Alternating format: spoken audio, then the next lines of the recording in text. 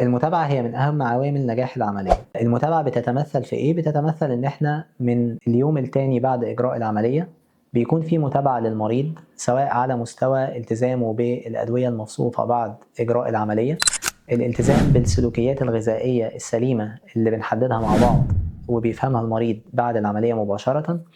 النقطة التانية إن إحنا بيبقى فيه متابعة على المدى الطويل، بمعنى إن إحنا بنطمن على بعض التحاليل على مدار السنة الأولى بعد إجراء العملية، والمتابعة خلال السنة الأولى بتكون متقاربة، وفيما بعد بتكون على مسافات أبعد.